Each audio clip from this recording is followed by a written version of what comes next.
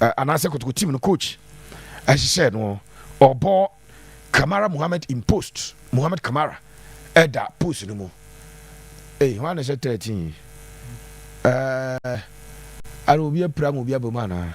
I'm in I'm starting at JC number 13 and go home. Maybe Hamza Tanazim who know. So I'm there will be you be a free mammy and your checks and information here. Asante Kotoko from 87.9. Substitution be as on course or I did more, but say and the team who will be your number 13 Kotoko first 11 no, as you can see.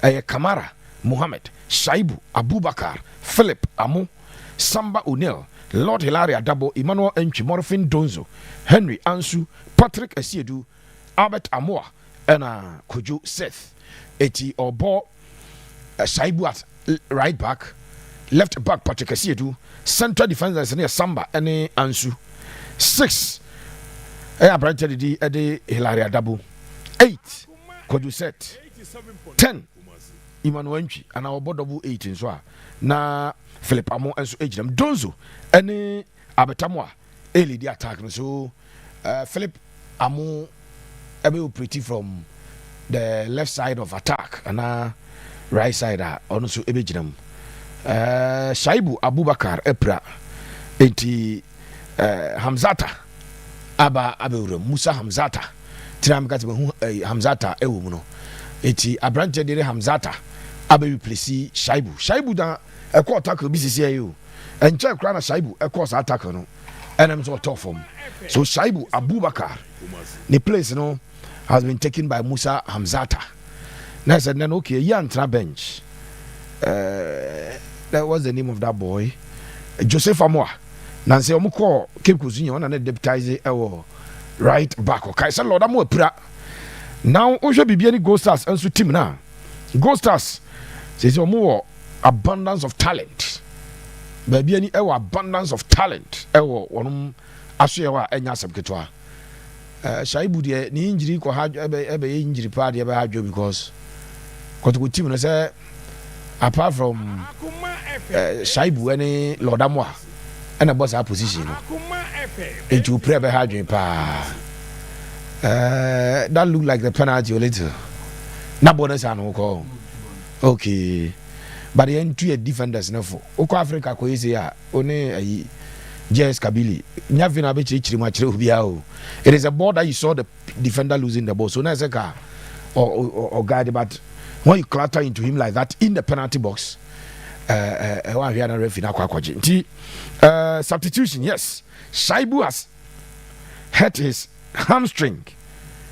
Kotoko 7 match anything to go by. Where Kotoko 200 and Jinaso. Say Shaibu has hurt his hamstring. And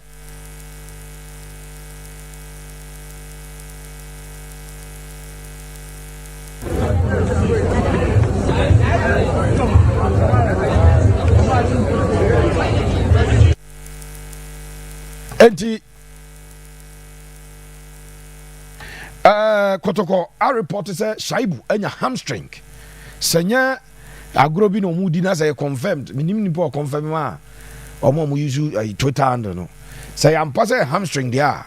The season will start without Lord Amoa and Shaibu. Because go 2 right backs in Yano and available. Kotoko, our reporter said Shaibu and your hamstring. And so that is the story. After some 16 minutes and 20 seconds. Obia and Twatana 16 minutes and 20 seconds. Free kicker a Yako Genetri Maxi. Well, first one, very, very intelligent on my pass. Yantress so Ebeko. The ball has been cleared to a corner kick. Enti Sapepe Ena Etiosha Bibiani Goldstars team na almost about 3 forwards. Enti Samuel Takumi. Abrante Ede what's the name of this man? Eduku na Kotoko captain ko twa no koje card no. Eduku enso ejinam any the other players no. The tian say wodi woni echiremu din na hwade na. Otimu say Goldstars ni abre Asante ko ni abre but Kotoko without Kwampoku, we want to see how team no ever fair. It will give him. And he, I said, ABC Ako, I will give him, but Kotoko are without Kwampoku. Now, see now go for Kasana Kwampoku na born 1 year and Hona Kwampoku for no him as a Munimo. Kwampoku said that the born van who he would da. Nedia has all the born, but no, they are twatrim. As he ever born now, especially Halan. And it too many car could pass there. He said, I don't know. The last 3 games I could have Kwabono, Kwampoku influence our form. Because when she go, but the contribution go from the born apart from so go, the beers are no born. There be a money. Or not the son or bonus. Internet coaches who is serious. I could be bench. Say more to become number 9 or she goes more. If they have somebody about to competing and compare somebody more. Ghanaian coaches in the base or Mona Ikuchi Halan are coming to the tranche because Halan no born, wait when 7 touches, 90 minutes. Halan sometimes will force back. No fight ball. Sometimes he does it. Otiminya 7 touches. No, I said 3. Kwame Poku has been lazy, especially Kotoko game on Goldstars. And yet striker and young modern ball. Bibiani, you number 947 Benzema. And you number 947 Haaland Modia. Give me the ball, number shoot 2. Kwame Poku, we man the ball 10. Two Kaila on Shetain in Nama. What share 2? Match that Haaland, I share 4 goals.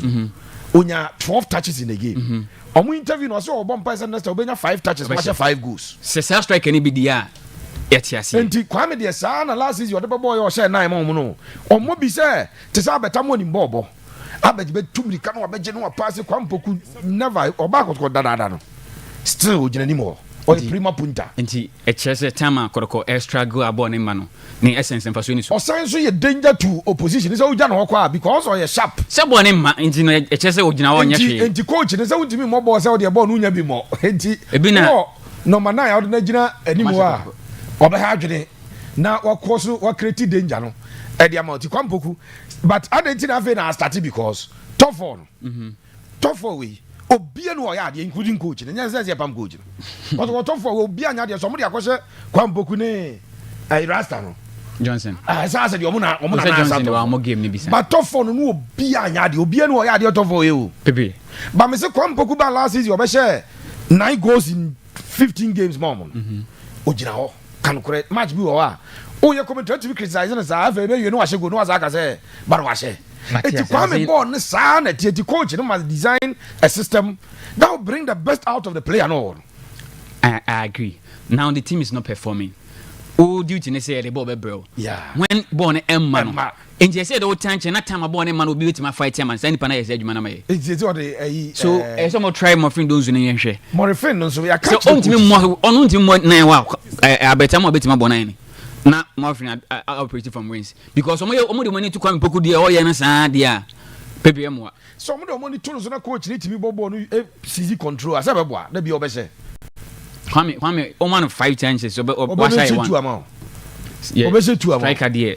Many abre African yen strikers an. Eti Kwampoku e de no na o nche Morfin any abetamwa e na LED lines no e de ama Asante Kotoko in this particular game. But Kotoko number 2 na we play no Shaibu. Yeah. A big blow dem Asante Kotoko. Now Kotoko in number 2 and answer right back. Lord Amwa Imano Kote Shaibu. These 3 players in April. Omunyina Kote grade onye part of the season. Yeah, omo register. Lord Amwa so afi no recover ba. Ana we so akwa kopra. Say omon ton Michael Stefano dia just obi omo force Michael Stefano number 2. Ana say bia Henry Anso mo shifting the number 2. Na Anso na recovery nya. Any be ana enaso nya close transfer window no say nya number 2 any many ya dia just omo force yen say. Ebe big bula mom pa. Jordi Musa Hamzata mom. Na abegina because or they can even play 3 back.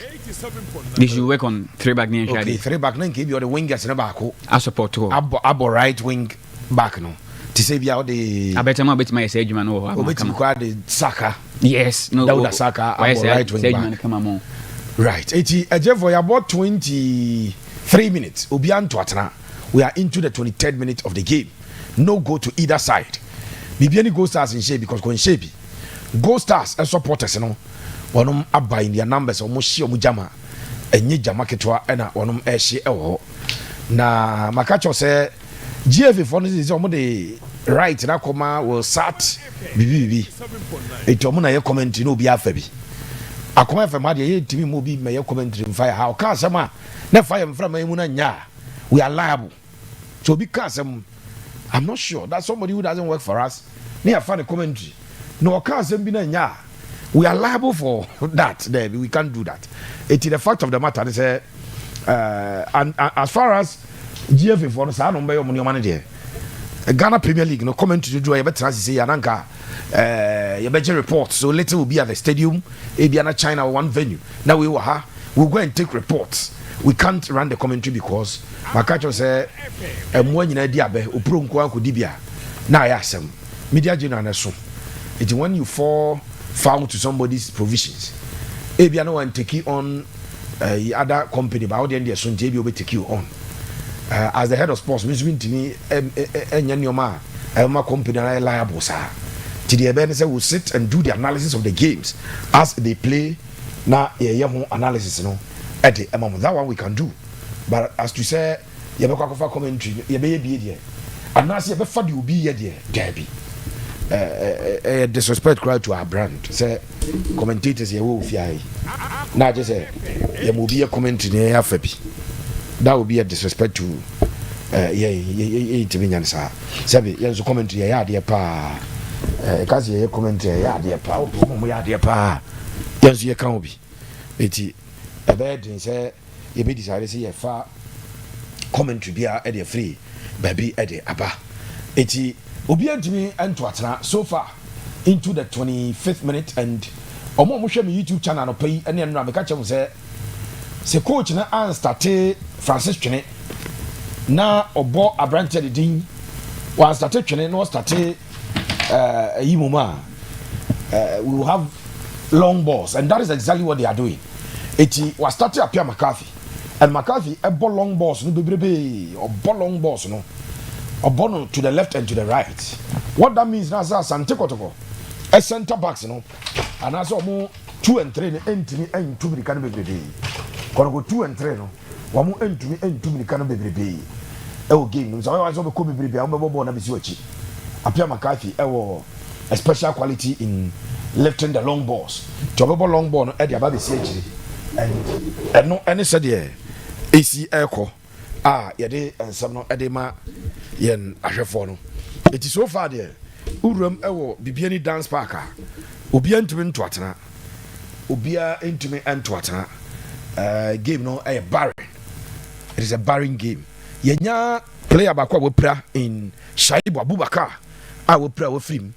So Abubakar Shaibu we pra film akwatena nchai. Uyo no efri wa. I think that the other player Bibiani Goldstars so minim so almost striker no betima ba. Ono so enya bad tackle bia. Bia no ontumi ama mebo. Sa ena etie. First half no aka less than 20 minutes na we first half. Aka less than 20 minutes na we the first department of the game. It is still barren and Emmanuel Ntwi born in number 8 hono koju set times the double number 8 and akotko elbow. Amakotko nya control bebrebe game so.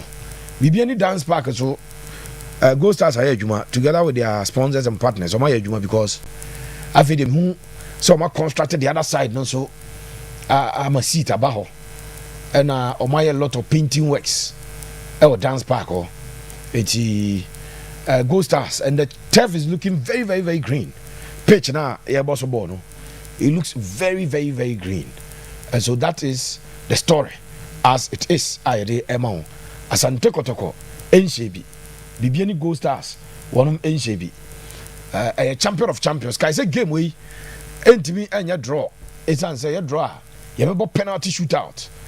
There must be a winner after 90 minutes. So either we will win in regulation time and now say you benya a winner through the penalty spots. Goldstars of us actually were tough for him say about penalties there say one a bopa because tough for us okay omo games mienu and a call penalty shootout. Ni nyina omo na win here. Eti omo share hat to folk penalties. Omo share Pando out of Lions on penalties.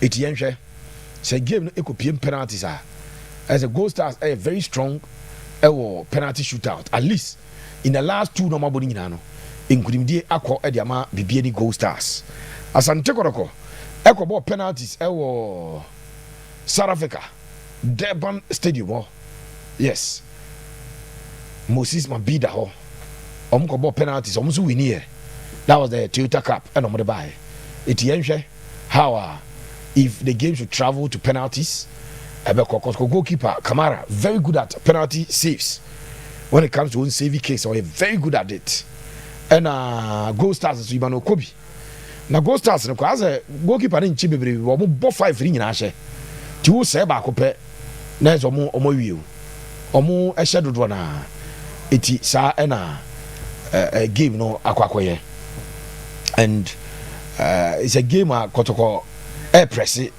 Goldstars air press in terms of possession at this point in time.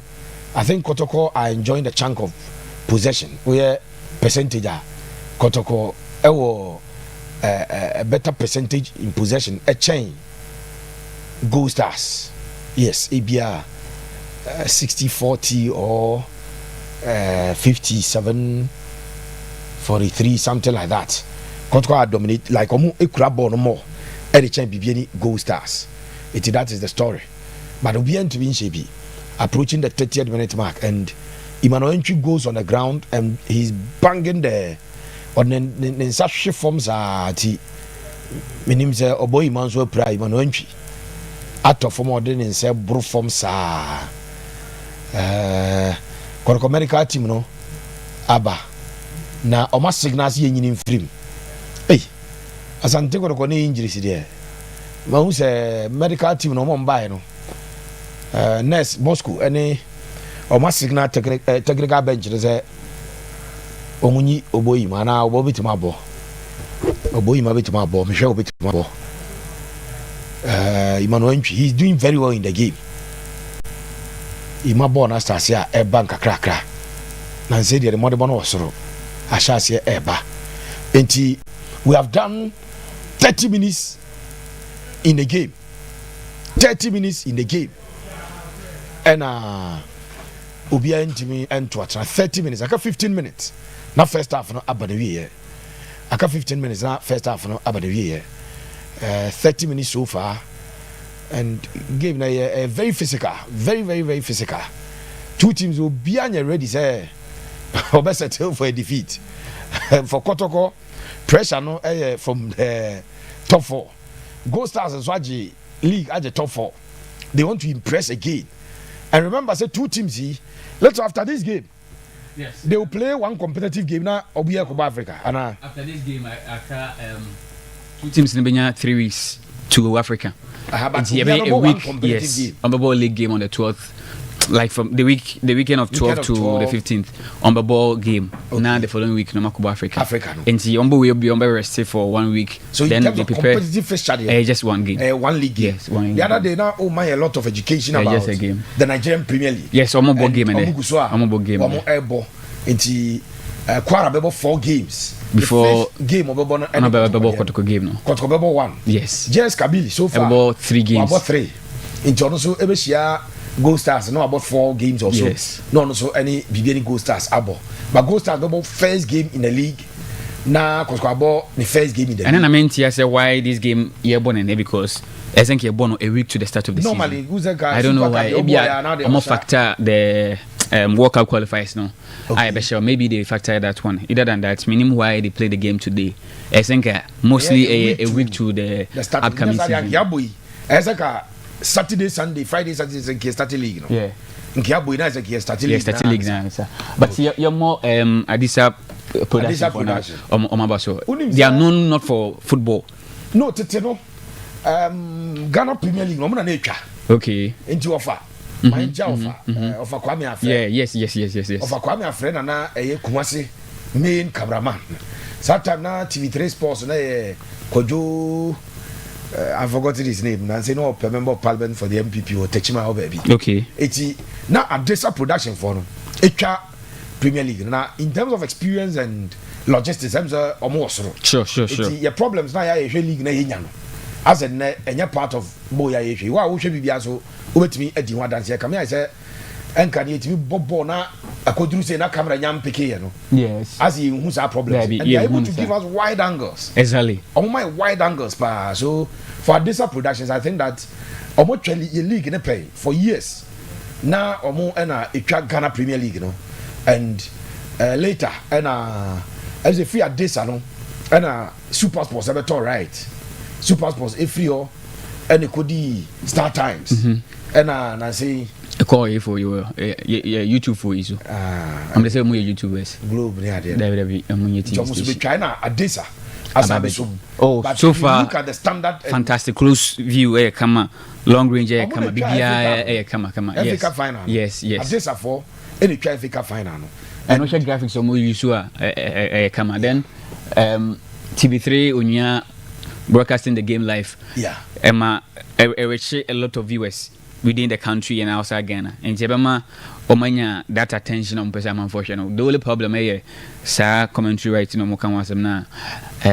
If you want to be professional, I saw your name and professional. You know that is the standard. Many nations in the world, leagues in the world, Oko England, and Okrana, they give it to BBC Radio Live. Omoto Obia Okoji right now. Oh, why would they? Because exactly. Obi feels any day better than the other. Ever far talk sports for a commentary when you see whatever the person says on this network, we are liable for sure.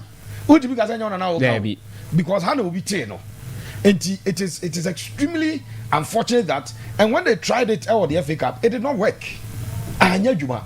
Omo Pomonka say be omo ton right, individual right. And then there be media general. There were three mass media platforms. So your mass media platforms there Akuma FM, Connect FM, and Uni FM. Yeah. So we can decide to buy it, but still try so that the company is able to hold you accountable. Say select the coca bibia exactly. But to say and your other media houses like I say yes not despite group abetobi they will do it via all their radio stations. Sure. Inti Kumasi hello befa okay befa peace no my na sab pepe ebia as media multimedia group no mo so atobi now what ton two because umo bi anya ni free hold ton. But Makase, we have shining examples in this country. Only that people are not learning. Yeah, but Kina Farmer Premier League Ghana. Kina Farmer sponsor a league for 2 years. After 2 years, and I'm die as no more later. At that time, Kina Farmer Bedane a household name in Ghana. That everybody on the streets and they do Sundays here. The other mom say before the game, Obebo omo jingle. Yama first half Obebo. You game now Obebo. Monday, more by sponsor. More one jingle because obey discussion about the league. And Omunya because Ubie wano obe here commentary na Kina Farmer Premier League match 5. No way Canada, no way Canada. It gives a lot. But to say he was an art company when there was no competitive bidding. GF for them say Yama be right. But was not a ben penifantino. You the right man. Was not a right on only personnel, only workers. Then he handpicked people that although the BBC for training. Yes, or the BBC for training. BBC for the standard commentary. Yes. So my BBC standard commentary. No wafabi. How? Or type a link in the and the more. But and my monitoring and other stations have ignored it. Our platform is big. The have catch was clearance from headquarters across but truth be told, we will not pick that commentary as far as we are concerned. Never. Some league ni say ni say we cry senya say yeni na abrea senka champion of champions eka golden cake Nigeria FA Cup na komune Goldstars eba and yes switch say akoye Liverpool ni Arsenal na wagazi will be bibi they will just bring unnecessary competition. Stations will be me a programs manager. I'll begin to think through if your La Liga big games at 3 p.m. I'll do that one. I'll let you run Madrid and somebody commentary or Barcelona commentary, and you see the number of listeners at that station. But more the unnecessary competition. Ghana have a natural even if you don't have sponsor for the Ghana Premier League. wherever there is a game, your management will give you money to go. Who needs sponsor because Sunday afternoon there for the Ghana Premier League. Sure. But we'll begin to think about alternative while we have the La Liga at home, the EPL at home, no be Bibiani still 37 minutes of the game played, no goal to either side. Obiantimi and Tuatna. Let's ask Nadia Kotoko our dominance game. They are not been outrun like a C or top four. As a top four there, but in this game, as a lot of control game. Yes, because certain now you played 3 games in the top 4, and I say none of the games in the ultimate arena. You don't expect such performance now. Then again, that's top 4. No, repeating in this game. Definitely, the narration will be different, and players requested for some break and then for the more after some ball game we on Sunday. They rested on a Sunday, and I'm resuming on Wednesday. And though 2 or 3 days break, might not be a solution to fatigueness no more easy, but at least there have been some little rest players as I regroup from Wednesday and they on like I said earlier, 3 matches now as an Kotoko for boy in the top 4 none of the games and total dominance over our opponent. That raises a lot of concern among supporters, management, and even coaches and players in Ankasa. So going into the Champion of Champions, Kotoko have a lot records in that competition as our trophy. This is something we are going to see, and very the last 2 years Goldstars as share Kotoko no mun timi share Kotoko. Yeah, some bobo said then cry na either say Kotoko befa a slide win and I say a better draw into a game, and most at times Kotoko way more dance back. No matter the form of Bibiani Goldstars, Kotoko Bobby they showcase what they can do, and Yama was saying this game so far almost 40 minutes in the game or more most of the match. This could be the leader. That should have been a goal. Akobopo and answer keeper. Yes, Akobopo and keeper. Kotoko should have found a leader from this, and but Emmanuel could be there. Some Morfin Donzo Morfin. Coach you should tenor come ye pa who can see almost an opposite you coaching here, but a thing a boy entry man entry ba 8 now because there's Philip Amo entry banechi more and I could go double no my age because set Kojo Bobby. Yes, and I entry so yes it's a more a lot of control in the middle, but I'm not entry to me born the passes and said the open or running on the field normally within about 10 now a static anymore. I know Nama got a lot of freedom. 80 puts body. In the middle, they have numbers because there is Kojuset, Ahilara Dabo, Philip Amo, and Emmanuel because 4. And I go as 3. Makase and the game, Nadia Bakwa measure tactical switches from the coaches. From the coaches. Sir, if your opponent is doing this, quickly, how can you counter the oil? No, it's a game. No, I did back on person in the game because when you go to Africa, there's something that we call quick thinking. You need to do that quick thinking. It was a JS Kabili and the system biaba within 2-3 minutes. I said, Stephen from Pomanso, HBC, no final solution to it. One final solution, I bet you for the ball, I say, almost a born question in the P by Minya sure. We play by and Kebab was what I did to 12 of VIP. What was it? Or much good at Reviani. We play by what we saw is a quality go post in there. The other go post in the by other keeper. Yeah, said there are a production for no the replay. I'm actually so that supporters a bit much more, but it has been a good game. Yes, if Kotoko win now, more confidence na asamba beam. Say Kotoko lose game one shana pressure about coach carrying it, so especially certainly I can say about one competitive game and send about the Confederations Cup. No, it means 2 weeks preparation about to the start of the season. A pressure, how to ease pressure on you because you've lost the top 4, then again you lost the Super Cup, and I said the champion of champions. A win for Asante Kotoko will mean a lot to them, the players' confidence in the best that rises kakra. So supporters number from kakra management will then have some hope in the team. And it's a defeat, but one shana it will be a disaster for Asante Kotoko. How they will even handle the pressure, almost started training, right? And yes, that Wednesday. na bright report no so supporters na by ni age ba ko ye ni bia to wie oji phone no ka na adwere say masa wo ye report ye ni nye eti the all can me no ya adwere pa say if Kotoko should get a win again ebe kire say in fact there was no problem at all because boy there was ropa no boy no was ropa if they should win over Goldstars e will be Bibiani ebe my statement so supporters ni nya botre na and say yes Adia, my name carries you to a minute and Kotoko team now, they don't take good use of set pieces. Okay. A lot of games are Asante Kotoko say ball. Clear plan as to what they want to do. I don't get it. Individual play no that should go. And I say mistake by a defender or the opponent that should go. Say I switch passes 8-10 and they go about. Like how Suffolk did against them in their first game, top 4 first goal on Mosheno. They possess the game, switches passes together for almost 15 passes, and send a goal neighbor. Me who saw currency to ball with Asante Kotoko. Say no, Emma. One thing I said, say in Africa, chances name, but opportunity, you getting a set piece, either a corner kick, a free kick. Make good use of it. I'm not seeing it in Kotoko matches. It been a buyer, money, you know. Yeah, but this is the third one.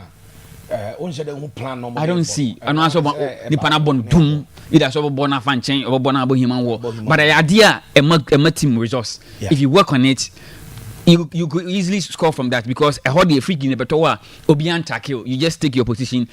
Or decided that pass it or wash it. A kwasha o pass na kwasha when you free. But your mon be say a trash say a sha. Your money say. A idea young woodman and then the last season a boss na even this season commercial share I'm more used to attendance ran wash. No, I'm not seeing it that much. No, not at all. As compared to Kotoko Goldstars when I went there in the league game. No. Who's that time no munye stands tinanko for transfer war no so. But say no woman strong one is so mobia. But also one body other stands Paul Nechi still a young man. Just go for our stands in no, last time now, first game the first time Kotoko went there, Isaac Oponche go no, it was massive attendance. Fabio Games assist. Just last season, give me a day 0-0 no.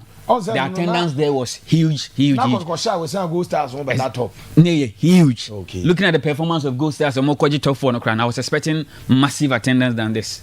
And at the end, honestly. Any power, but as compared to previous matches, Asante Kotoko Goldstars are born. Our dance back, you know. Me much impressed with attendance I mentioned there. And then you know, as compared to previous games, two teams, no, abono. I'm not liking this attendance and animation. 45 minutes in the first half, no goal to either side. 45 minutes first half, no goal to either side. Obia Intimi and Tuatna after 45 minutes. Now. Goldstars. It's a game and the first half here. Even though Kotoko more shot on target, baby, but in terms of the all control game, it has been Kotoko. The game is under the Kotoko team's control. Mo na game no.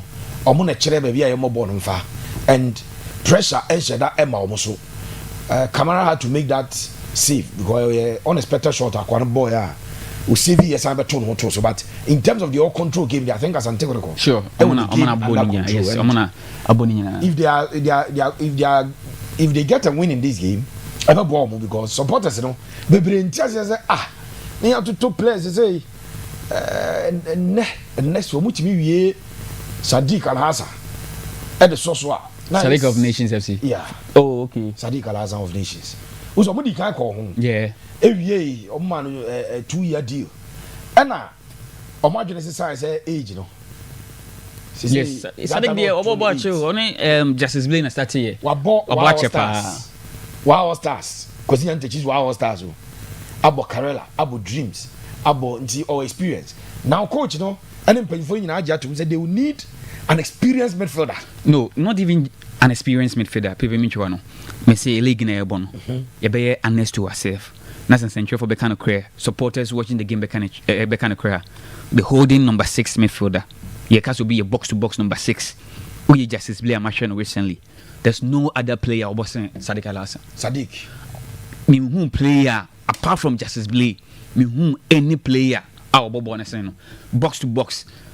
Recently, just a we Kotoko team we through an Akofa Kwame Bonsu modi and Conte modi and how they Sadik Mem. But recently the me number 6 year onim born bossing Sadik Alasa. Se ko ko nyane de omanya player pa. Omuguso. Ni age na sisi we 29. Enti Pacho say 29 years. Ni age now they bobo na say ni age na yes. Ball no football age no. Wow Stars League year be. Wow Stars Edge League no 2010. Debbie, Wow Stars be 2013 or so. I'll check. Wow Stars. Omo Adriana Stars you. Debbie, Adriana Beji. Emma. I'm checking. Beji. Adriana J 2010. Chelsea Beji. I'm checking. Adriana did 2-9, 2-10, not 10, 11. And I'm saying Kotoko firm Beji back one sana. Wow Stars. Beji League in the Baku. And I hear he was part of that team. Yes, he was part of that team. But let me confirm. As a very young boy. Then. Now, or it said, yeah, and the team 16-year-old has G League Afina Zaid Kanwa 10 years that Yamakas were in because Zaid 15 years to 10 years that nothing will do 25. 81 starts again, it should be 2013-2014. First off, Rabbi here, Goldstars and Shebi Kotoko and Shebi. Now, no question, say game standard no so, but physical. And a game the Dasura all bopaya Asante Kotoko. The one is in 2016. 2016 as a chess. It's 2016, yes. And our stars AJ in Chebe Brisa. So let's do what this production for. Who said they went to the dressing room place nearby. I'm the light in our yes, no more. Because who soon but my light or party production they are feed now as to how TV stations will get the right. Yeah, there are a few things they need to work on it. I'm sure later discussions because substitution. Among money close. So teams need substitution. Substitution, from afar. And there are some chances we were instant amount for person share replay of it. Replay, no. And I said, and maybe this is their test. Like I said, for many years no more league in the no man say the Ghana's most beautiful. And one music near mentor ya no more but this is solid compared to the actually, especially the YouTubers for my idea. This is far better than YouTubers the understanding. But this is far better, an improvement over what we saw in the last season. But like I said, Kotoko need a win in this game. I say currently to a pushy players no. My friend Donzu need to justify why he has started ahead of Kwame Poku. It is a burden on him to let people know, say, with that Kwame Poku, I can do something. Other than that, say, Kwame Poku will still come again. But my friend need to do something in the second half. First half, that chance replay and how he shot the ball Kotoko supporters be a call for a goal. I said I just a perfect goal for them, but we need a replay to confirm that one. He need to do more than what he just did in the first half for people to know say Kwame Poku anywhere more friend is there. I better need to do more the same as other players no mabano. Hamzat Abebo number 2 no, he's doing better, but on your right back, on your number left 2, back. He's meant for center defense, and as a central defense, and as you're pushing about right back. Makase Kotoko Ebobo season without 3 proper number 2. And so on no more right back now, they need to work on him because any position no. But Kakra Abobona somehow good. You better be in this kind of when maybe Goldstars for back Kotoko because they want to win. Their fans are there no. A honey be Kotoko team ni yepa in the second half. The first half has been dominated by Asante Kotoko. Like you said, Oman should nya create chance be at the go beba shot at goal and should mark sesa. And we will work them again in the second half to see what carries you to a bit my lose for them will not be a good news for Asante Kotoko at all, not at all, especially on your 90th birthday. Asante Kotoko 90th birthday on the bench. Almost Zakaria Francis Aqua, someone tell you who be Joe. Zakaria Fuseni is a centre back. A centre back, yes. Aqua left back. Aziz the goalkeeper. Tenedu a central midfielder. Yes. Who be Joe a central midfielder. Jordan Amisa, youth team striker, no, bench. And Dauda Saka winger. And Kwampuku. Okay. Do you think that coach, and you Bibiani or maintain team, no? Oh, you need to maintain it for some time. Then you the agency be ashamed. Maybe from 60-65 going as a still now the same gameplay no more. Then you make some changes. Goldstars, tension be now for because almost supporters, Friday ko training ko catch on say on person mo je treble jomo league no wo the Super Cup jump person mo ji we can say afi mo je treble born outside Bibiani no and na dia wo hwe as a net performance no ma drop kakra Goldstars ye hwe mo top 4 na say we no o ma drop kakra what be the problem Kabiru the lineup no to smaya o hwe omo bona in the top 4 now boy Asante friend Apia Makati wasn't starting the last game no boy started Asante friend Michael Nkwa no started Nkwa no free bench no free bench never somebody like Samuel Champion wasn't starting yes. And why a lot of changes in the lineup it could be a factor okay but may assure say and supporters no catch almost more pay treble na this pressure but Makase even the last time I go start Kotoko, that was 2 seasons ago. Even in that game, Kotoko was dominating. Meetings, it is Kotoko who has been dominating their game. Now, Goldstars are from go. Now, Matuaso, RJ points now, and I say, winning that game. No, and see, I'm not much surprised with gameplay from Asante Kotoko in today's game, especially in the first half, because matches are Kotoko, Eko they play very well. You see Kotoko dominating the game most of the times. I thought that Goldstars rises kakra, especially in the latter part. You be give no more rises kakra, but born and Kasasi and Fanto for Modi. Asante Kotoko nebo ni na. And maybe the changes in the lineup could be a reason why any masasa kakra. But nyeme one P because a team or Kotoko be he struggle. Either say Hubana say away or struggle and sign our team arena.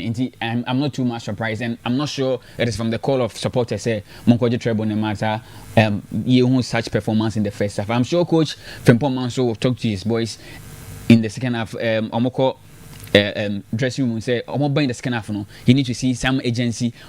Oh, play no more bon. I say, I'm too relaxed. I don't know why, but he needs to talk to them. No more. So the supporters are there, and they want to see their team winning the trophy in their presence. Into one man is saying, I say, oh my God, one shana, we face watch league, we face the top 4. This is a moment for them to see their club being crowned as the champion of champions, and they need to work on it. But Anamekano, and yet say. And say, I don't want to relate it to the changes in the lineup, and I don't want to relate it to supporters in the call on Macon. But I feel that it is a game. Anytime they meet us and Kotoko showcase their dominance over them. Francis Chene, more control in the middle. Meaning why changes, you know. I don't know why. He's not messing. I think that MZ injury because he's not even part of the entire squad. Osho bench now. Omo Sebunsu, Philip Ofori, Edward Ajamai, Fosuche. Atenga Vincent, Isaac Ajeti, Emmanuel J, Berima Ba, and Abdul Farouk Amufo. So Mr. Francis Chene completely out of the game, maybe due to injury. Yes. And McCarthy on the base of the midfield. That's how Francis Chene. And whenever he plays an Oma control pet. And also could be part of why maybe and yes, I'm sure. Top 4 2 games on the cabo in he was perfect. One day from Bichim Ebena. Now I didn't go to Mojayo. Say park here, boss boy, and Grace house. It's the first half of entertaining crowd. We are the most of the times they go search for initiatives. Okay. Most of the times, one of their supporters, no, or more PROs ni be Murphy ni be, or more dancing group be more Bibiani and I most of the times I'm going to be a first of Biana more abesa I say no we are no say from no much kakra into most no more call on supporters so much come on and yet I think or a plan by the GFA or the production team or Mocha League no but Goldstars for Nankasa I've been there several times on Bobo New Year before the game they do that after the first half no more Sadian no more register kakra but something fine entertainment course but they are not on the pitch, you know. Sometimes you do it outside the pitch. But young quite now afi young fadia can and to us with me about 0322498035 0322498035 0243114497 Yakoba Yano Abuame Kotoko 3 players now omo person terminate contract no omo can listen Kotoko team and omo Bibiani is it that omo wie and I say ade ba ko say e in class no so mo boaye say if you show mom fa am traveling squad in Emra baby I no come yan kwan inside you need to publish your traveling squad set up and kwa boa spicy discussion on the league, you know, any match now no. When people are discussion on the league or for team or they talk about that game, it be cry or by an lab na play be one for now but we into publish baby you know baby you do that publication the boy who say if it is a confirmation that Kotoko terminate contracts of these still players and I say give no one can one they need to do that. Hello, good afternoon.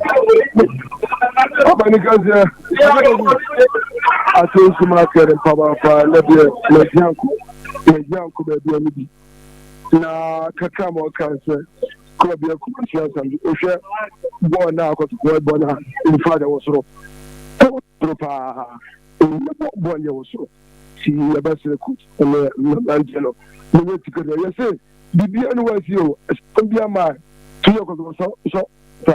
Come on to him, and you might be good. Every other fact, every answer, you will be born or bona.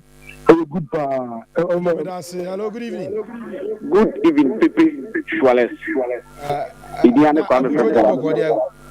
Putuda Boko, the dear Pukubia, Koyo Michel, the Moha Awie. Pepe, the special mechanic, not here to for an idea on Betomano. If you are the only Ebabua, can Premier League not for right now, and Papa for say, I just want to add the year before a day. You don't be a bata, don't be a Bia, I tell me a Bia, but I can do be a bata. When you are Babua, by only you know what you know, the party we. The party, I can tell you to say, over for we family, one for we and family, Pepe, a double good pow, Pepe, yes, Ben, cry, don't win it more to Bono and family near to any. Hello, good evening. Richardo Pepe Suarez, the Lion. Mr. Solomon Jamfi, Solomon Pacho Mitio. Rich Mammo, only Unyabato, Amishamo. Na Yamo Unia for TV3, Yamo Mabaso, the Mamoya Quenya. Match any be a life. They say Monta commentaries account and Yamishamo Palm. Now, and then Ranchino performance, the say with this performance and comedy room more top for no more. Major sense, and Guasia, a Kotoko Potono, and Massa, and the performance in our boys in Dunedin, a good, a bomb prices a can have on, or which maybe we now go a share at a trophy, no, or which a man, because they may be 90 years birthday. What I say, intimate produce you need, at some of my cafe near Penny, but I say. So, if I call Senecra, now I have a Biamos. Hello, good evening. I'm sorry. Someone Pope. Papa, no, I'm Pope Jozo. But your brother was home on the the body was horrible. But what was you to enjoy? Come on, you must watch it in the fact. What name so Saturday? Hey, ever get some water? No. I I'm going to watch out for how I get over. I'm going to what I think we'll get over. Who will get over? I do not first. Yeah, that's what you are for. Bye-bye. Bye-bye. Hello, good evening. Good evening, Pepe Suarez. Udini Babi Agaza. Yet your penny. Yes, and then yes, stop for by the end, I said, you need to quit you have it who's there, born immediately, and then you know about bonus. And can be a power, so to be generated. You can not believe any strikers part because all runners are or also another double panaka, and you just a big dinner, one other one who knew a yes, every manner. And can be wire part because maybe Baba born and maybe you really see it up rather. You bring an empire of Muslim and Mary Asante. Medase, hello, good evening. Hello, Pepe, good afternoon. Good afternoon, Dini Babi Agaza free. I am coming on Katafi, a Kotoko training ground. I'm Pacho Mitio. Now, Pepe, born I yes, and in fact, Ghana refugee and Yadio. 50-50 boss will be your Jima Bibiani. Nanka, if you champions, ball champions on home ground. 7 Mudim sports. If you are a trader, say a champions, you can't down in your bonnet. Kotoko shall see a Ghana football. I think you do issue over Ghana football. You bet Breva. Referees no boss over the last man. Bob Biano was outside. Bob Biano, two Bob Biano was outside. Wow, kind. Two Bob Biano last way to that flag. Ade. Menyan kwalao. You did Kotoko since 1980. 1980 I did Kotoko when no Menyan kwalao. Na boy we are referee do on the day. Ghana football young come be a blaster. But the most young qualified. I have ball with referee. So there's a ball like Kotoko player head there. No I just power here. Maybe any quiet or see play on. No I just power with here Kotoko. Ade. That's hello, good evening. Good evening, sir. Ajo dini ba biaga zavi. And the dear Quanso, Bibiani be God. You are the chow papa bear. Ciao papa pavi. If I'm a home, how better powerful. I have a king of lion. Our do again.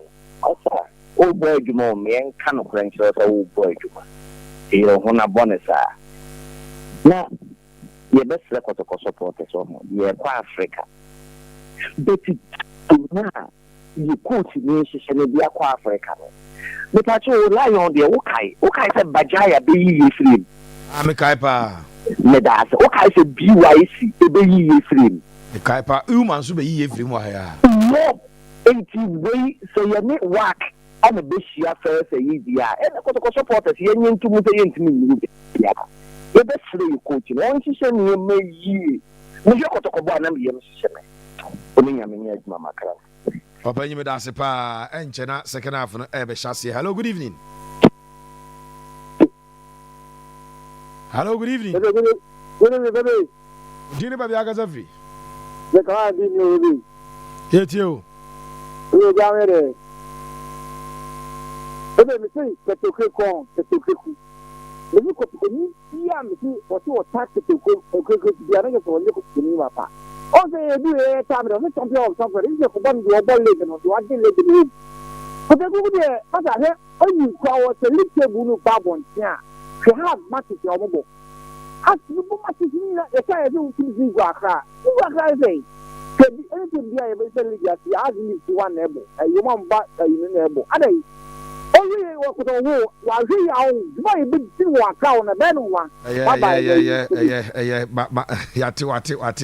Hey, 0322498035 0322498035 0243114497 0322498035 0243114497 Ubetimi aba. Hello, good evening. Hello, good evening. Hello, good evening, Great Pepe. Yes, sir. Udini ba biaga zafi. Great Pepe, I said Paulo Mardini, got a free quam. Mardini, kwamo pacho mitio. Pepe, the American say, and never no more bono. I say, you and your ding cacao. So, Nenim one naka, to be a best finish bono, and no penaka. And he coach, yes, Reno, a human organ, on title the bed in me. Now, on your humanity, my pa, because what is not there in your matches, Keswa. And as I give we say, no, I will see a weenie. Debbie, I will see a weenie game because a year bo now will be a weenie there. Yena ye near brepa, and so see a bo. Now you weenie be. Now your bread, swat as ye, your brepa, yes, then Chairman Solution, yes, Reno, on to be a moon, or basically, yes, Reno, not for my. You be seeing yes, here we, depend you look at things here, I had dinner about the weenie. Chairman Solution, winia. Omu kambum, omu nyinan kambum, na yen team up. And yes, I did say we could say me team me gang in wesu ha. No be a good team no. So what you say? Yes, them omu kambum no fantastic mechi. Great Pepe winning yamin tejuma. I did me that second half is underway and a chance be falling at my Goldstars, but Asante goalkeeper agadan simple. Eti second half no ashase nemum. Ubia still into me and Twatna. Goldstars for us a second person Tata Kotoko. Yabaser Bisiako. You found as a Manchester City earlier on. Brighton of Albion. Eshe Manchester City by 2-1. City share first goal. And a Brighton. Ebete a bomb 2-1. Meno Kasa see Arsenal. Wamo and as a Liverpool who's to Arsenal. And as we speak, game no a 0-0. Yes, game no a 0-0. After 36 minutes of the game, it is tied 0-0. It is a ena etie. I don't want some at the amount. referee no assign about hosimu ama game no e resume Asante Kotoko omo left side of defense ono abrante de Patrick Asiedu tries to say obey initiate more attacks obekọ more. That is what Patrick Asiedu tries to obey. So the ball be tata omo no akọ nim bebrebe. It is something he's trying to do. Osha the other side Goldstars the abrante be very very very sharp at nabam na referee agi yellow card at the tia Goldstars contour as a berma bama mko he say the osi twetwe Kotoko left side or nya agro kra na ball na okay obi aho anka no gya no hwe fam it referee was right there but the yellow card at the ama branch for diving referee the yellow card at the ama Goldstars player no for diving berma ba I mean names are very skillful are very very skillful na Ukurabon what you change pa anu uru box no but he lost the ball went down and referee agi etiano Bibiani Goldstars double substitution Bibiani Goldstars yeah double substitution enya asem ketwa Emmanuel Adi Efrim ama Isaac Ajete tofo no tumrika or the ball tumrika sa eti Ajete aba abi Emmanuel Adi no Efrim Sanso and another substitution koso na my confirming from because there's one player down and say omo chayana okay substitution baso substitution board no kuma say let's say na yo captain decision no dem na yeah o my ho ba za ba bia ni de video media officer no na fourth referee na eti say one every me Apia McCarthy Efrim ama omode Emmanuel Fosuchei aba na Goldstars first and so play on Foster young midfielder Foster last season top game bi ombo bi on a man of the match now me so okoje cap no kura bi omoje top 4 na me say Foster injured player na okura Foster J ni di no odimbo brutal emzo opera eti Foster so anyway so in the absence of Foster any abrante did chene ama midfield no I did their mom but even second half in static akano you still need to work on the defense no yeah pressure kakra Kotoko for no to no there are a lot of spaces within defense no more defense omo bie Kotoko defense but the first 2-3 minutes of the second half no na omo bie but as a but I think that defenders really apart from the right back and can me understand come about more kakra Samba understanding Patrick Asiedu and then Abranti FM at least look at that Patrick Asiedu jina oni akishini si ya very ma ba no or skillful pa o very ma ba no skillful pa fatigue ne what Patrick so na say ne mechanical na no de man because watching it so easily watching it so simple sound watching it sound what you simple say minimum why actually no kakra bi ya boy ya pressure ba Asante Kotoko no defense no as omolusu gaba born in them musa Karim Zito need to work on defense and then goalkeeper Mohamed Kamara first half no 2 chances bi ya 2 saves bi or the chiche no Kotoko were very instead of very lucky there keyboard no one time na oyina abeto nanim we yen work on mesho so yen say you are working committee penalty on mesho because say Goldstars player no the second one is really we play or very smarter ko stretching the night amana committee goalkeeper nsa na because once you have lost control of the ball sure. So we sabe come here penalty ona wa odo na be coming he needs to be very careful mienu ba ko de twinimu but the second one I thought that either say obey ball na obe fix ya konche but we here to anymore no if there's an on-rushing player could be dangerous let all the jams even Okobi no Black Stars na ikoji ni dina anti no oh so on the catch us say locally there we go there goalkeeper Bibiani on ball we is there so my catch us say Kotoko's first goal ye keep person all Okromi ya no ono Benjamin Asare and Mohamed Kamara yeah and on top notch others near the bet all rank here head I chin mu ko play na twi ball ne height ne keke na sometimes ekutiam yes and ekutiam but go japa tena koroko peno na omo nsanka na omo de kofa Mohamed Kamara ko Bibiani Goldstars. He's fantastic goalkeeper and watched many a times say ball with him there me worried Patrick say do the almost using too much minimum why so the coach na so say ebia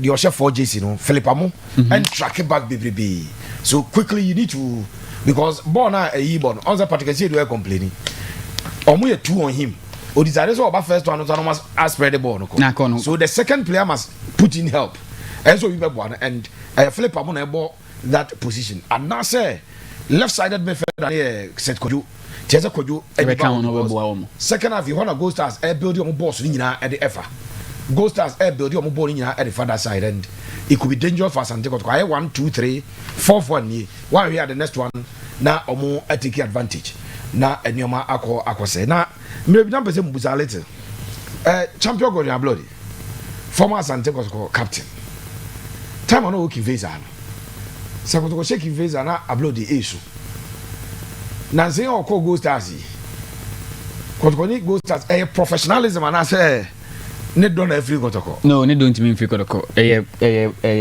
adwuma no ati ase say o ye adwuma and any jeba say o celebrate yes sir at a point defeat be kono against that team no mbeka say wona o ma ye share because ye share woni nye ye share ana bia o mood ko sesa because wona ma say but I feel adwuma no ati ase say o ye adwuma me share o shamia you can say we lose a game so he need to celebrate when they win against us and Kotoko maybe at first nana or convince maybe Kotoko and convince and omunyina all the same environment you know omunyina wo kumase no ebia na eno be a factor say untimi enjubility but Goldstars outside Kumasi or western of side and I feel that he has now understand that he's working and will be the Chiaka Bosumi. And your Ujumedi and Sobabuama team na really. So when your team play against or love club crana, Minyasho say or the team is saying coach from Pamansua or no Wabuasa or a legend of the club. Sure, until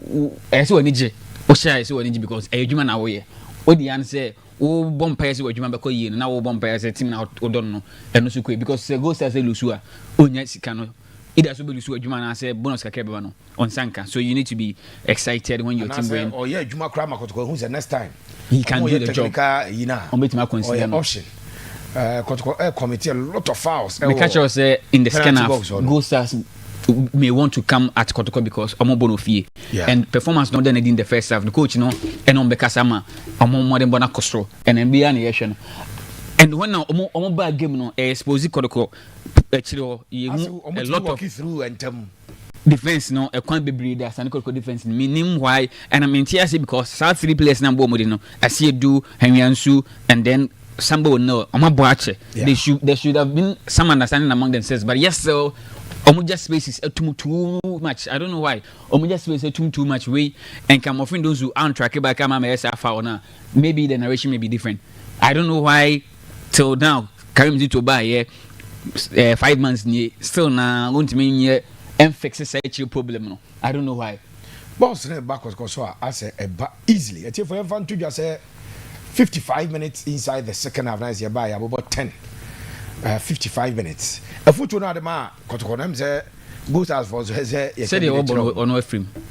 Makati na no nimbo pa no no but Makati free man say na abebo because baby dey threatening who say na Kamara ni breed defense yeah no what to 3 human war but baby abo fight say ka uma keeper ya mu nhye no kra Kamia ko say a problem e wo kromia Ghana you omunsu but who say elsewhere bo mu ya diana say free kick bar no money age say at least yenya bibia dey ba be shey go but as here dey fan say abantini abo we don't amaphobia or ye set piece coach ono dey coach omo ya han yanyini bisa ya adwene nyina say we head coach duty say we nyina enti what you say adwuma na ton so be no let them learn it suyan wo na we coach no suyan na three players no be a plan wo dey so bom na nhye mpodi hu say there is a plan we dey as a ba wa no try bisa now they are torn no abo wa now they are torn no abo they're trying to say minimum why you see a problem Ghanaian coaches no ọmọ adwene kọ so say an opportunity a obenya be boa ma wo team no say o struggle cry within the game say open play obehye go a one opportunity a odi benya go especially when your player we skillful no twetwe every fouls mawa free kicks around danger areas na say untimi make good use of it here emma emphasis ma sa ne brilliant and train obetwe ebe we fouls amount and Kotoko are committing a lot of fouls and around dangerous areas yenye we Africa less than 10 minutes in the second half about 3 yellow cards say and now imagine Kotoko share work Ebia 2-0 ha you will see much pressure than this Morocco obedi record onye crop you from that na obokwa yes ah on say Kotoko for nangasa no o ma fa say Goldstars to born ko mfanya hwe ti o say Goldstars for the ball another free kick I think that Kamara said your ma benchi ko mboku na o mo ntimi benchi Kamara bia na oh Kamara the next Kotoko benchi na they don't have a problem because Aziz Haruna Dare no he will give you equal performance to the Kamara the Bemau because Aziz, baby you lose ball no and no pressure keke ball say na player bi kwa jina nchen nka Goldstars efa ball no e share first go but Philip Amonso to be hold ball no adubiasi kudus is also pe kudus no chen Messi no kudus adubiasi kudus also pe kudus no very much overboy with the confirmation by my three players na sa Kotoko almost yes three players no o jo mo kwan na Kotoko etrase no omo ya analysis ni nyina say Kotoko if they buy another player Kotoko benya 36 senior players 30 and now to register now good news they say omo players they be ages and Kotoko be register omo as youth team players now we boy with those senior team no eti pitamidu akwa 18 years Abrante ni did who were jawu 19 years and Lord Listo Henny omo register as an 18-year-old okay eti 36 as a 3 every year then unim say Kote Epra he will not be registered yeah Inti Manu Epra he will not be registered and Kotoko first go na yes Anje born Anje okay eti Kote Epra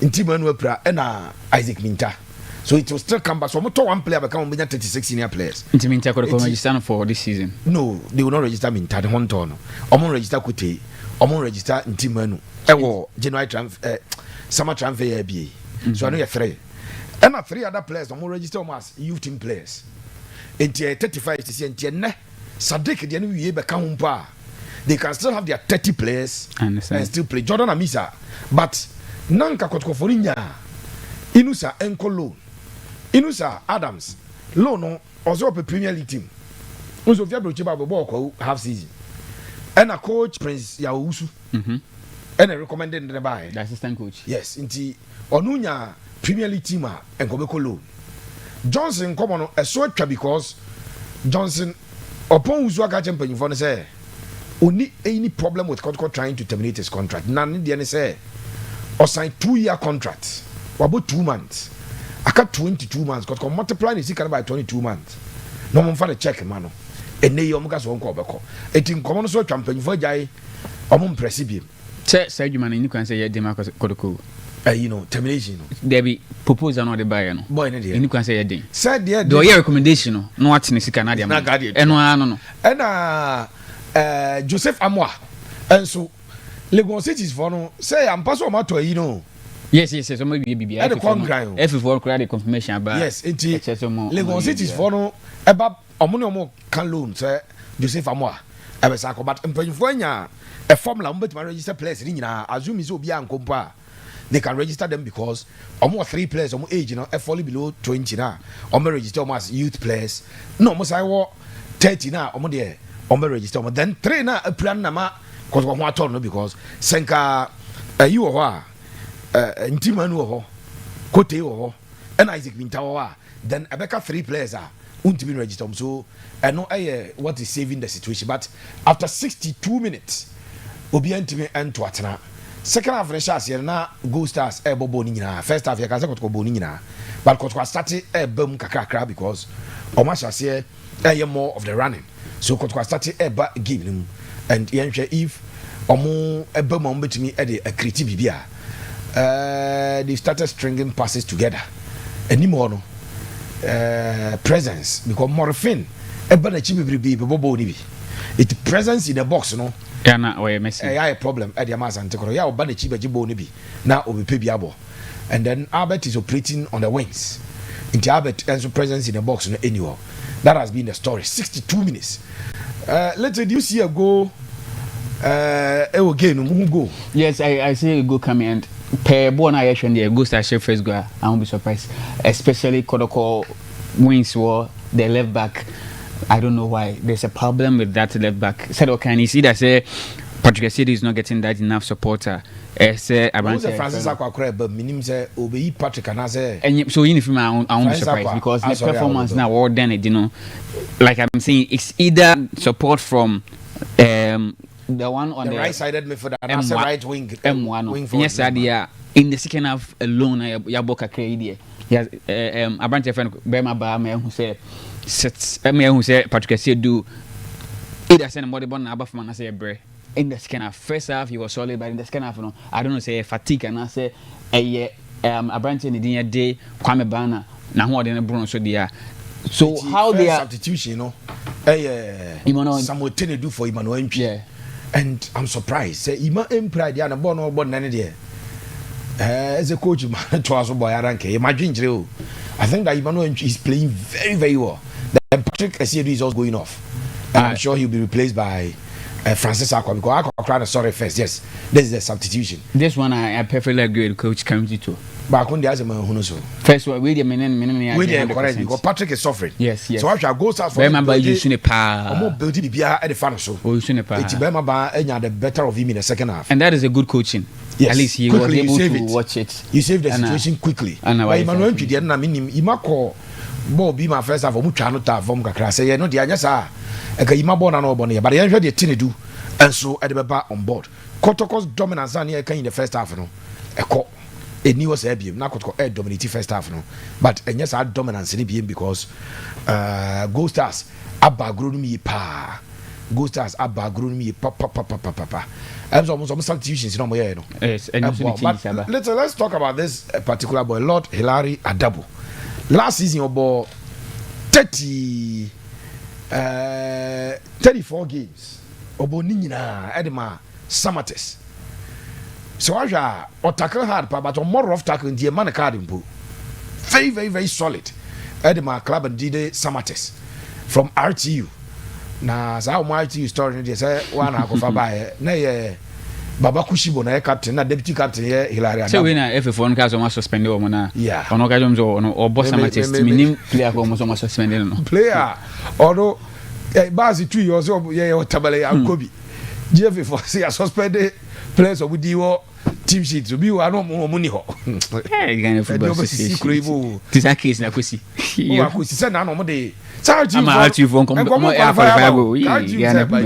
I'm finding 100,000 one. 100,000 because next time, say, me a team of my escape relegation. Now, you'll be a gamer. No answer my show. Never giant if I connect 3 points near 100,000 because 100,000 or more if I know Bibiani and CBM.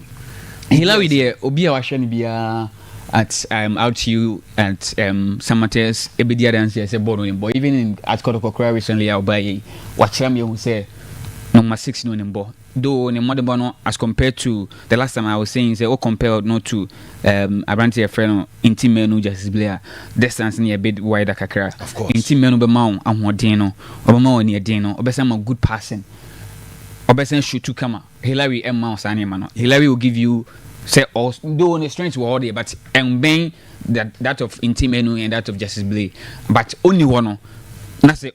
I mean these two players anywhere he's equally similar to Omo no.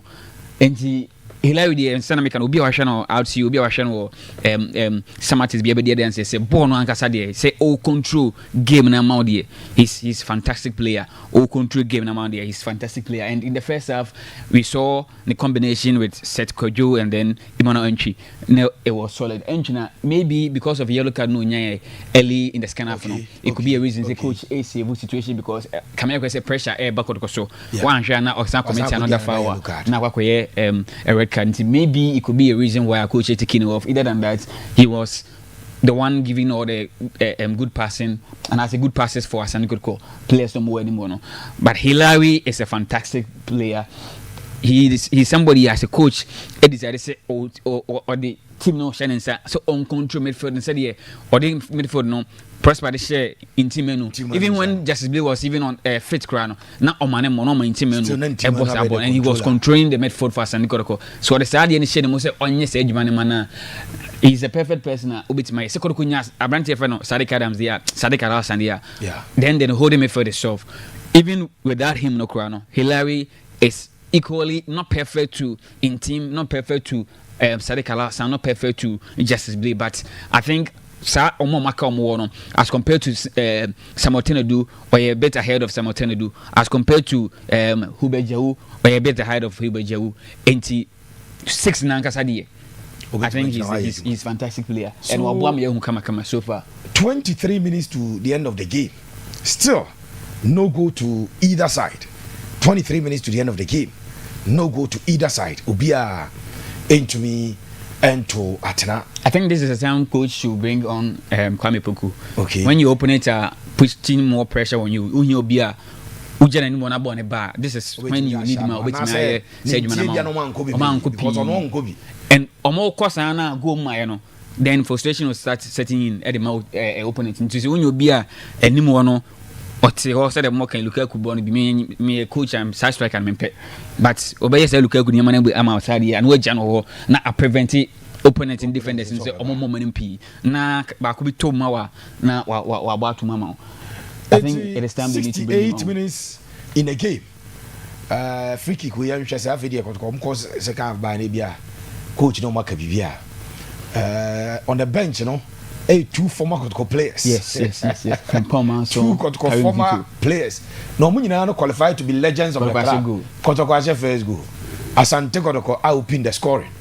Now referee didn't mean Rane was Ujina. Musa Hamzata. You see a perfect strike from Abrante friend of Francis Akwa. Yeah, the kick was better. And Dana, me quite research about Musa Hamzata. No, was about 47 games for.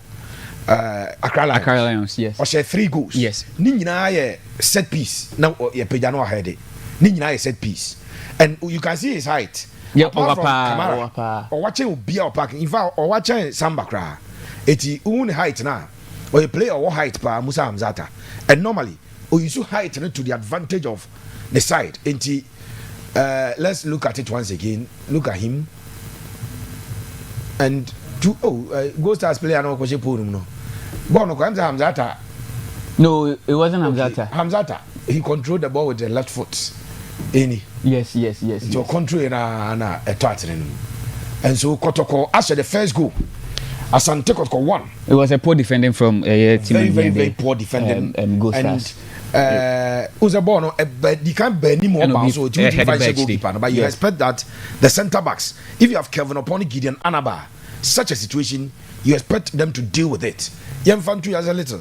When they play in Africa, now more Asia, North African opposition. We are say ya boss set piece, I did a be a keeper. You was zones, say a bobo no. Zone ba ko anim ho no because how the keeper na ma ho there be je ba na obi adi ka flick yes it becomes a chance and so they will have to deal with it because omo center backs and even ikura onya bi mo no what's his name Ankara na bofo every bofo eko nsuate o mafa no ono kwa shede nya bi mo but all of them are supposed to be better in the air and Goldstars ought to be very careful. Aka 20 minutes Kotoko LED Musa Hamzata as in the first goal. And let's Francis Akwabai no. On my berma ba enya sa opportunities na. Berma ba over Patrick Seed. Na say Francis Akwa e de ne ba. left side of defense. And for the other coach, from Pomanso must turn the attention to the other side. Yes. Because Kotoko strengthen her. Yes. Kaisa Hamzata enye Right a back. regular right back. Hamzata nine but only speed baby. So Ebia o change Berma to the other side where he can still use his left foot to be controlling the game. Remember, even at Nations, as you cannot operate from the left side. Yeah. Most of the time, they are not operating Eddie Fiba. And I think Coach Frimpong so quickly, so yes, this is one thing I don't like about Mohamed Kamara. Especially your height. Upiena say, oh, Messi born will be Mudia. I have a problem with that. As a coach is yes, I do. It's also to ball console. Not defenders they attack it. And so many yes, because anytime. Okay, that's why he was clearly impeded by the Goldstars player and the referee foul. But as a goalkeeper, you must still fight and get the ball first. Makaya can they call the contest of Africa because Obia was just one game in African club competition. Referees no, almost no mudi ball no. Makase said the ball league ha. Eshe teams in 20 teams that could has it was continue moje bibribi no. Africa no man no go was kache enti of course, now they touch the ball. Said the band will be able to referee and you foul amawa. But a branch not block you no jaya. Why you are the referee and you foul? And when you're not tough from say, will be the ball out to them. Again, the Kotoko centre backs. One thing I saw say they must always be looking at Omugo keep and run.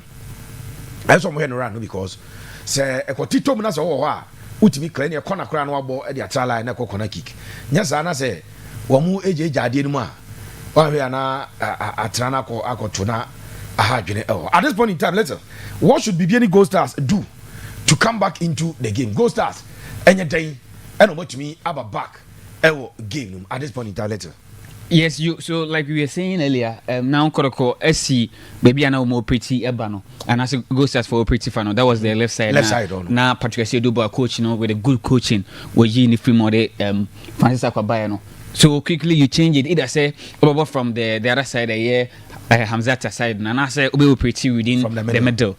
Then you try and see Ubenya and I say Ube shoot from afar. But start to over shot from distance. No, I say Bia Ubenya a go from that angle.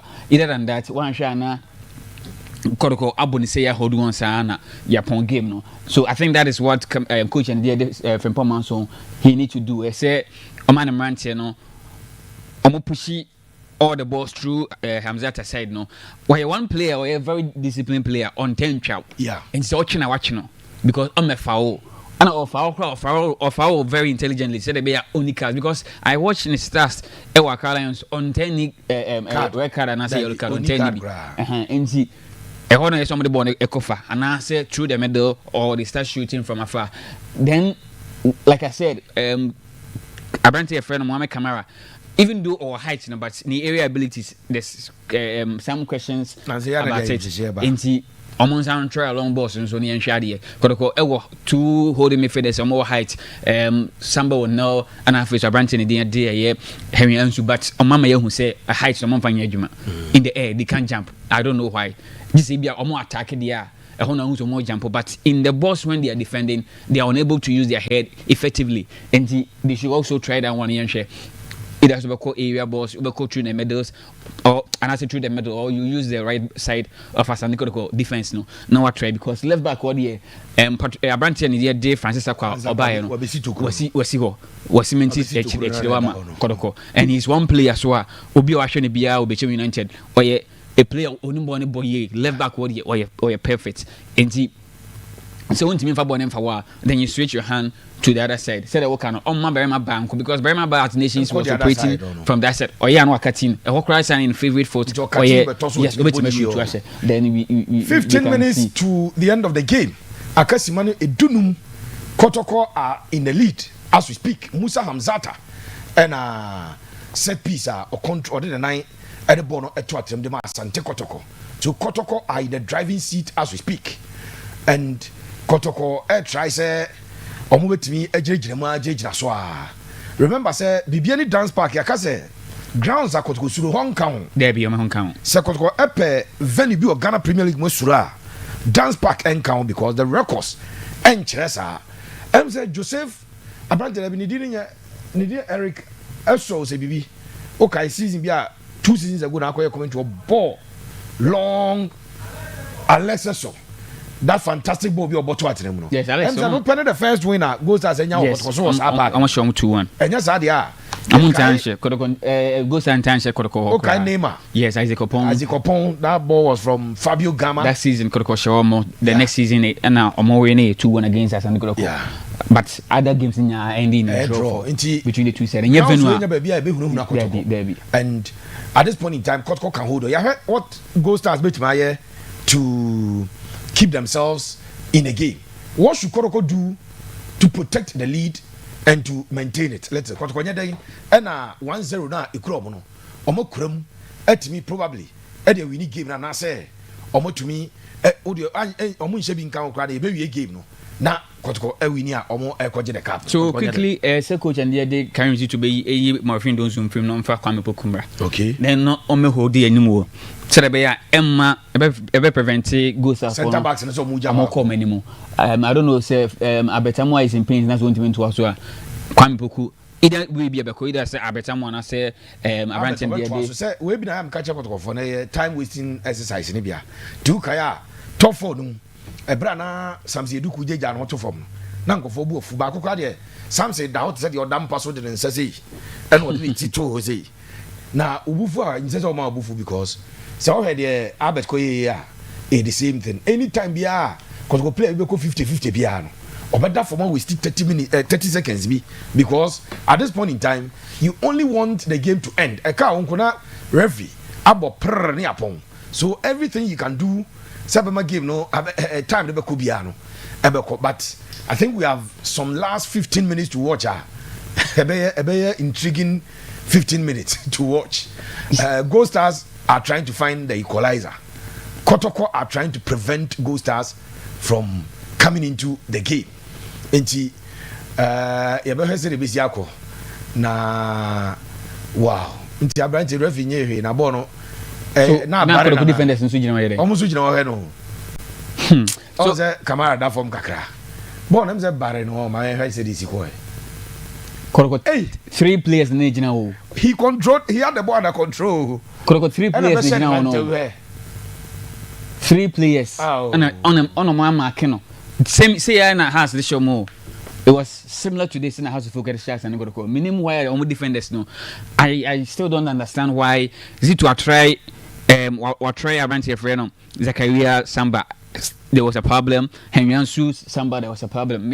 Omo you say the one share Adam that benya 5 for but one share on bench and I said Joseph Abloba Omo makano mi antimi enter Ablo always pair Samba when the league exactly because what they are doing in there Omo ma coach and you dine amodin yes na Samba prechiri and so e de ema no nti yen hwe say Ablo e geni full fitness coach na ka say o say Samba 5 Zakaria 5 Tiano person ball 5 and 4 and the makaji coach say dey go nyaka because question me busa coach me sia na me busa na say Sergio Ramos ni Pepe wana na ye din na wana na ye gidigidi no but na Madrid ball mu bi the poverty Pepe you were asking how Kotoko should hold on with their lead to win the cup yes to take the pressure off. And this is an away game. Kotoko fan say omo to in Africa and I'm away game then they are leading 1-0. Definitely 10 minutes to the end of your opponents will come at you. The supporters are there in their numbers wanted they want them to win the game no. They will start pulling a lot of pressure on you as a coach. What you need to tell your players is that Omojibo national mamon bim and fencing because when you do that you are still giving a chance to opponents and say Omon Sanfa Bono and Samra also. It only says that you are only inviting much pressure on yourself. And so you can give it to Abetamwa, who is very strong with the ball. It's me holding on with the ball. No, I win some fouls for you. Not a delay time kakaka. And I say, what you born now? Piano. Your mobile in sim boom boom sound. You only hold on. You possess the ball. And I say, oh, pass the ball on the master Koju, who is very skillful. A bit imagine about swatch about community and the same as Abrante friend Abetamwa. Also, bit holding on with the ball. Actually, about community. Then you now all the kill it time. Then now all your fouls around the box. And now so be my brother friend my friend don't zo film at least what my kakra say obetima bobo no you take him off you bring on Kwame Poku no so some who be able to defenders of a year Goldstars for say even though you go grab the essence or the presence of Kwame Poku alone will give a trade to them. That is something Karim Zito need to do at this point with 8 minutes to end the game. Even though in football a minute can even lead to a goal, but so Kotoko lose this chance here. He might not like the pressure, but so after the game. You need to hold on with the ball. Unconscious players and so much ball na bim no more ball. Omunya bim no ball. No more ball until from no hold on and pass ball no around. And lazy ball no to the flanks of Asante Kotoko. Kwame Poku. Sorry, abetamwa set kojo. Amonya ne sa. And we bo Asante Kotoko. Yes, na say almost try say almost saying call for another goal, pushing more men out front to her. Goldstars mind. Ebi so much na edia ye Kotoko. Se Kotoko lose game no. At this point, I'll be very, very disappointed in the coach and the Karim Zito. So much can be more because Bona Goldstars for Bono and all thing and Sian North African for no Okomwa on Bayo Sam, frustrated and the areas Kotoko are committing fouls is a headache to me. The people more committing fouls now. So Goldstars, you can say this is a good. Where they are committing those fouls, problem. Hard. Oh, yes, say it here.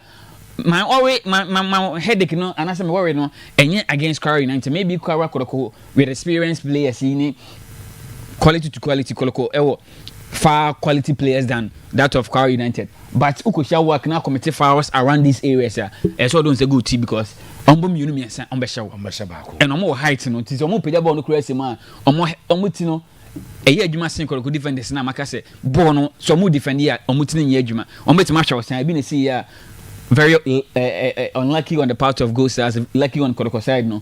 Goldstars defender attack and 90 man nation. It was a chance na a goal scoring opportunity and almost say no. O committed fouls at this area I say coach no enim nyansa kakra bia say bi o man da sumre mo say onim nyansa so nim set pieces o nyansa kakra bi no change players ni ya on be show. Commit ma sheko. Yeah, this is a dangerous situation for Asante Kotoko to defend. A dangerous situation. And it can be very, very, very difficult. But you can say Goldstars for us, no. Entry Bibiani say they have an execution plan for such kicks. Goldstars entry some more execution plan. They just feel say a jam on no mabo. It has not been one. It has not been two. It has not been three. It has been countless. Yes. And that is a problem. Yes. That is Africa. You meet opponents own spaces within the middle, own spaces within the brain so pretty everywhere. The only opportunity to these kind of opportunities. And that is why apparently Vincent Atengabu or shouting at the bench because opportunities are in Africa it will present itself to you. So won't me operate within the Franks, won't me operate within the middle. This is another opportunity for you to score. Set pieces here you defend this because players most of the times a free kicker a lot of ideas within your mind. So baby the ball never Ubabo nafa unya corner kicks here and that opportunity say she go but e come here say ye bonus ye bobia e sha na she ansha enche. It is something we don't do it if you want to make good names for yourself when you go to Africa. These are areas you need to practice on it, you need to work on it, but the coach is in yes idea no and the players na so ye nkofo bi omu nsua de ball na ye hwe na ye kura no ye mobi no ye sua ho adwuma but omo na omo bobo no omo nye ho adwuma. And once I could train Yapon. Another close shave. Now, and events Mohamed Kamara no yet. So what Kamara wanted to do was to close in the angle because of them the pass was inch perfect. Obe close angle na player. But do you balance to my issue? Obe close angle na can I say a player no at the ball no far from Goldstars but Bibiani Goldstars bopa. And this is where we hear say near dinner so was a samba any abrantly did a double I shall see more at the near day eben because I can see man a 9 now regulation time up in a year I can see man 9 near ball regulation time a year and Kwampoku be o call now make an but Kwame is coming in to replace Imom Philip Amumum. So those who move to the left side of the wings now Kwampuko Alice and Okwana alone obedma Gusa phone kwa ambasho munyina si kono ambasho magikakra said you munyina si kono mbabo magikakra and Mohamed Kamara is on the ground to ensure say 2 minutes be 30 seconds be there we yini boot na goalkeeper bi o division 1 na omunya she go a na ball ko air ball na ne pempe no da edema Cape Coast Mysterious Dwarfs. Let you pim na no yini gloves no. No di kan to akọ baby kura oni baby obeto akọ. Ti e henu ya na for henu gloves. Ball cost ready later that away teams realize here no. See bobo no say unya men challenge no dey mo no nko ahwiri because unya hwiri no challenge air ball no top forma. O top forma no di kan yi gloves no ato. Na fe abehwe no ne spray spray omu wi na fe ya hwe gloves team ni mi ni nyina mo hwe the bad because one shot yes start ball no Kotoko are trying to kill so should Kotoko win the game is it a statement that their team is back on track? No, to be back on track Kotoko must get at least 5 wins be first half ball na ye chance second half you second half no match go second half ye omo na ball but they be a born first half na Kotoko enya 2 goals na wa born the first game wa ko brekum no wa ko bob brekum Chelsea ho na Kwaraba na ko ahye no akoshe Kwara no wa be born in Leslie game 5 games na wa assess na video Kotoko born na apeja results ba you can say the team is back but no when one game ba yentibi mfa no assess say the team is back but it is good that they will win this game because pressure and Kotoko say lose match we be no as you already said in the first half say Kotoko lose game we pressure be no coach Karim Zito ankasa so for the first time pressure ojina after before game we no yes kasem no na you measure kakanya san ko be kajo I know what will happen the last friendly game a boy you know okay Kotoko ni Namoro ebo game bi owie na odoko ball FA Cup semi final o se die see na pepe na o ka chem rantie no so me bo first half ye be bo second half no ye be say chances but ye be sheba ako che say ye o timi predicting na accurately and correctly eti ne kasem no ball na etwam na Kamara ja no to no once still person that form when I am person supporters tia say so we be bia a part of football elsewhere in Europe football in any chance as we be jan ho to form ne ade no but ya had here e bo mu say e ka 5 minutes am lead wa me more 5 minutes no be da ho san emre bi Ghana ne nam say Japan e wo under 17 na engofo lead here one year players 10 age park so mu nyina to be top form na goalkeeper so out of form at the same time ni akocheki omu nyina na obi asore ye je ya building kakra obi ko challenge omu na omu nyina omu da for because only dig Ghana time ya so part of football ya na baby a football engineer adru no baby bebrebe wa o fan say that be we dey nya papa but definitely these are some of the things we have to hold on and we are just a minute away from regulation time plus at that time a referee beto so aka a minute na game no eba na wie here enti definitely we go to play ya hwiri ni wan we obeja no hato osisi na ono so da form kakra say be ya time no ebeko but people is it to adwuma ye bebre natural no there's a lot of work how Goldstars page I know mu easily no and it is something omo spaces ebe dey omo animu ma opponent ni nya chance too much yenya ne sa it is something that look at this otene kakra bi obi gina no pass man na ebe minim you need to work on them. The first player no crab on must be yes and Kotoko stop first player no crab on na so mo stop no so omo oye ho adwuma pa na kire de minim why omo ko esi ebe ma adwuma na ay simple ama Joseph Abloba Australia be working of course Abloba because the more spaces no mo jani mo ma opponent in pick balls no na no den I don't know why Zito he really need to work on it. Me headache pie Samba will know Henry. You guys have been playing for many games in so many matches. There should be understanding among yourself.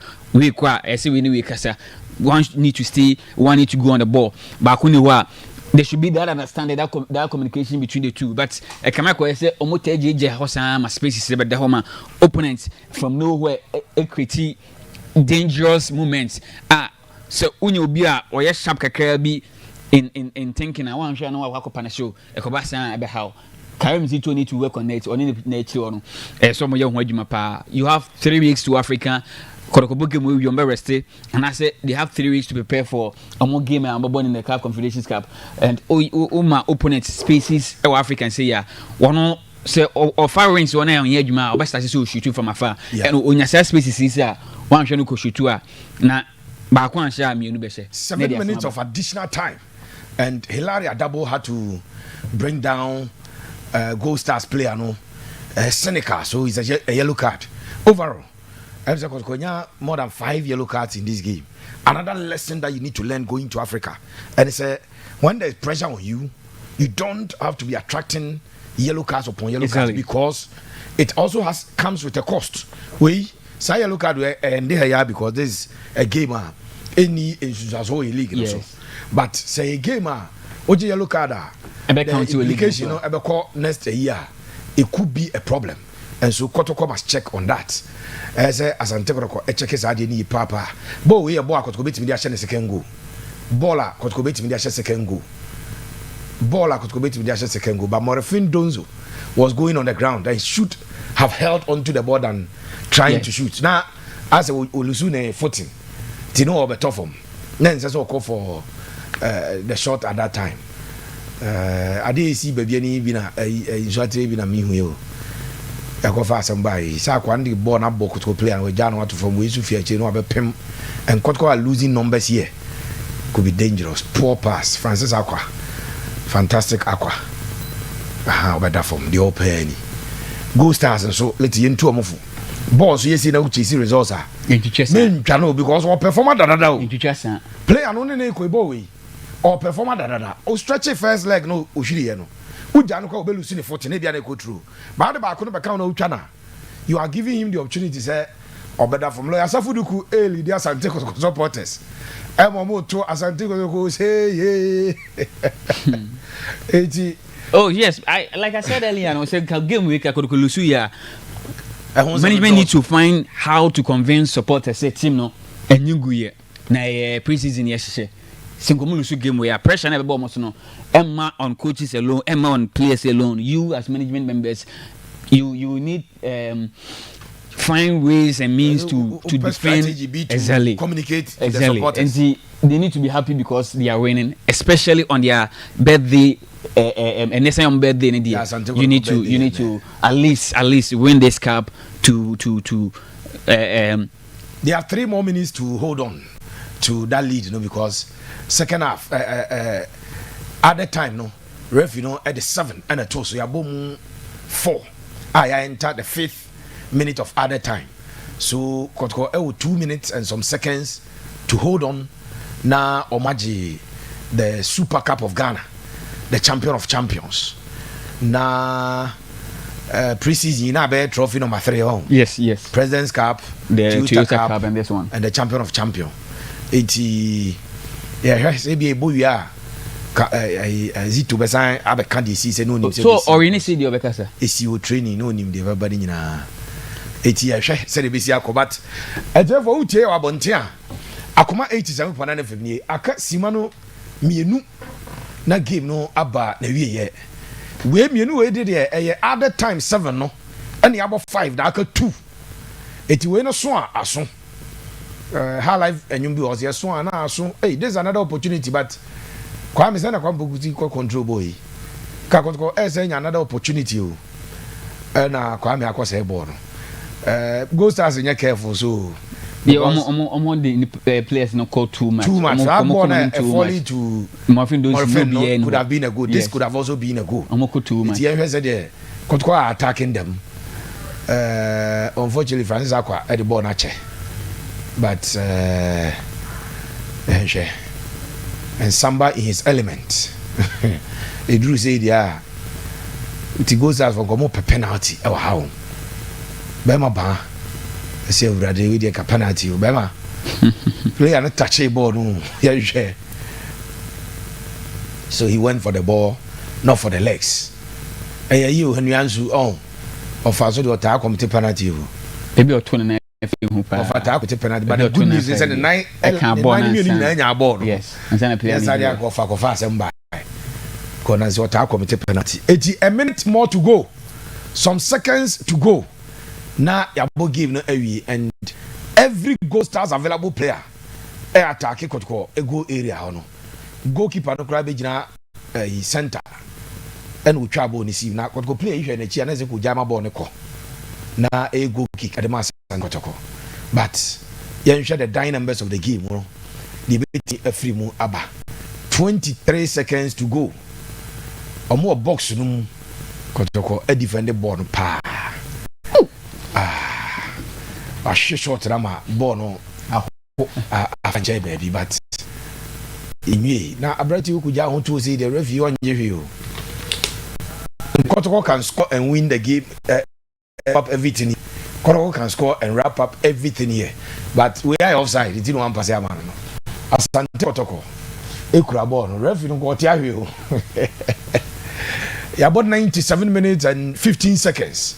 Referee Charles Bulu, Asenabemu, Asante Kotoko are champions of the champion of champion game bass on Kotoko. My goalkeepers in there run a bomb goalkeeper no. And goalkeepers no more bench than running at the bomb goalkeeper no. Kotoko Aji